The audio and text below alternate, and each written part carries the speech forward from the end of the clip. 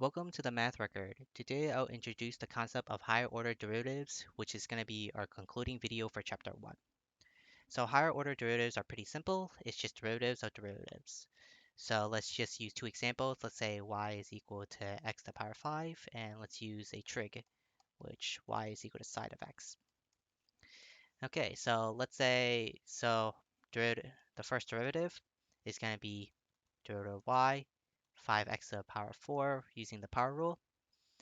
Now the second derivative, which is just the derivative of our derivative, so derivative of 5x to the power 4 is 20x to the power 3. Then our third derivative is going to be 60x squared. And our fourth derivative, and then afterwards I usually just write parentheses and then a number to designate what number is at, and that will be 120x. Because usually I don't want to write a bunch of apostrophes. So you could write a bunch of higher order polynomials and this could go on for forever.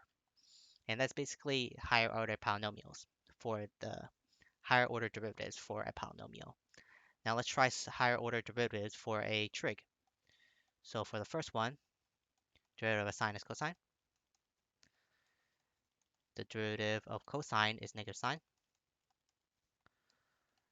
And the derivative, two apostrophes, three apostrophes now.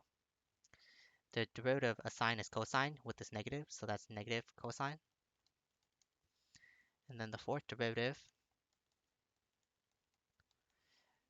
derivative of cosine is negative sine. Negative sine times this negative gets us just sine. And as you see, the fourth derivative is exactly the same thing as our original derivative.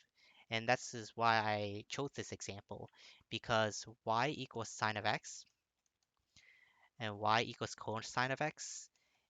These have really unique higher order derivatives, is that in every four cycles, as you see, the first derivative and then the fourth derivative, the original function, and then every four derivatives, the function stays the same. So it stays the same. And that's the idea of higher order derivatives.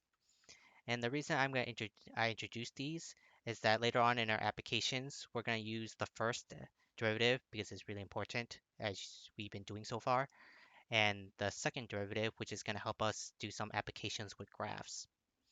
Any of these higher orders, like the third, fourth, fifth, and sixth, etc., going on, it's going to help us later on for something called Taylor polynomials, which is what we're going to work with in sequences in series.